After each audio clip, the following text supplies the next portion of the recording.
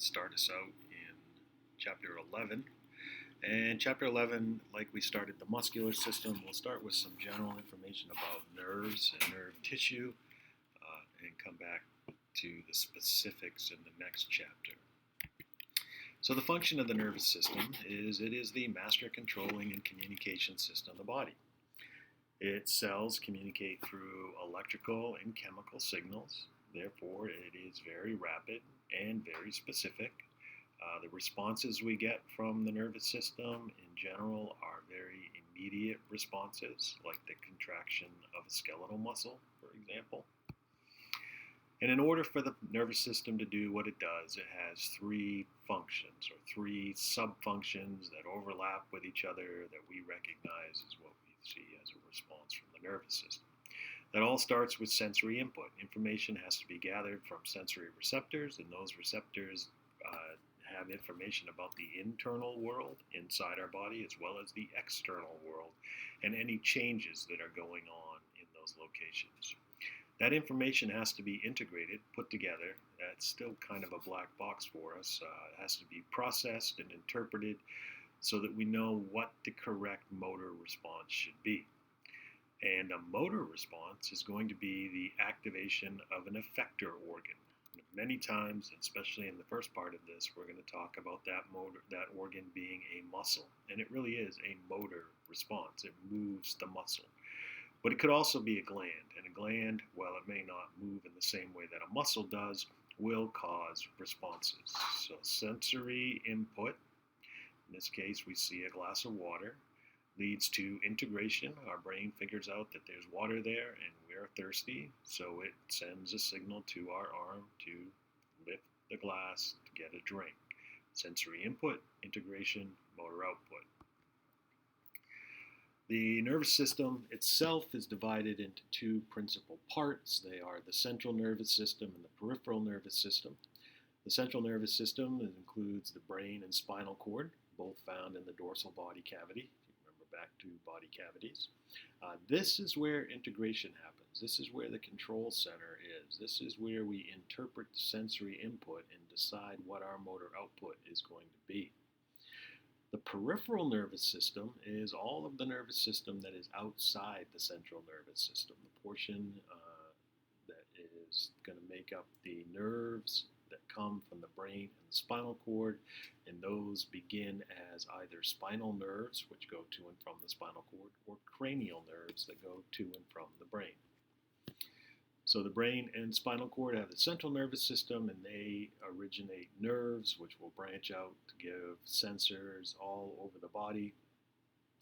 In the peripheral nervous system, the peripheral nervous system has two functional divisions, some that are getting sensory information and some that are carrying motor information. The sensory or afferent division is made up of somatic sensory fibers. They have impulses from the skin, skeletal muscles, and the joints, and send all that information to the central nervous system so that the central nervous system knows what's going on in the outside world within our skeletal muscles and the position of our joints. There are also visceral sensory fibers that take impulses from our visceral organs to the central nervous system, so things like stomach aches. The motor or efferent division takes impulses from the central nervous system once the sensory stuff has been integrated and a plan has been formed to the effector organs. And those effector organs are in general the muscles and glands. The motor division is divided into two different divisions as well. There is a somatic nervous system, which controls skeletal muscles, and an autonomic nervous system, which controls some of the other things. That somatic nervous system takes impulses to skeletal muscles. It is our voluntary nervous system. It is under the conscious control of our central nervous system. And its target is skeletal muscles. The autonomic nervous system is the visceral motor fibers, so these are fibers that are going to visceral organs.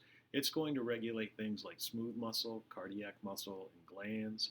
It is an involuntary nervous system, and most of the organs it deals with either can be turned up or turned down. So the autonomic nervous system is also functionally divided into two subdivisions, the sympathetic and the parasympathetic, which work in opposition to one another. One turns things up in general, and one turns things down in general.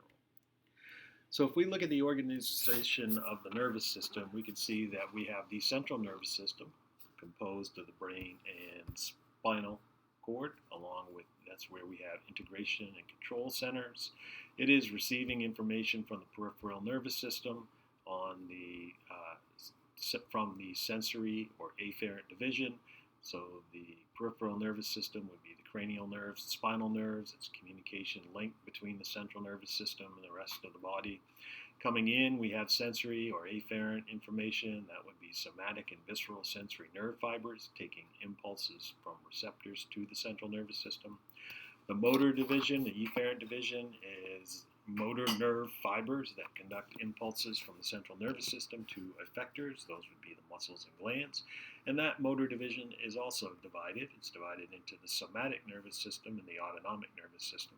Somatic nervous system is important because it controls voluntary movements. It's how we locomote from place to place, how we manipulate our environment. And the autonomic nervous system takes care of things that we want to be automatically controlled. Impulses to and from the central nervous system to the cardiac muscles, smooth muscles, and glands. Actually, not to and from, just to. And that automatic material, the autonomic nervous system, needs to be divided further into the sympathetic and parasympathetic. In general, the sympathetic turns things up. It's going to be important for mobilizing our body system when we are active, while the parasympathetic is designed more to conserve energy, to turn things down.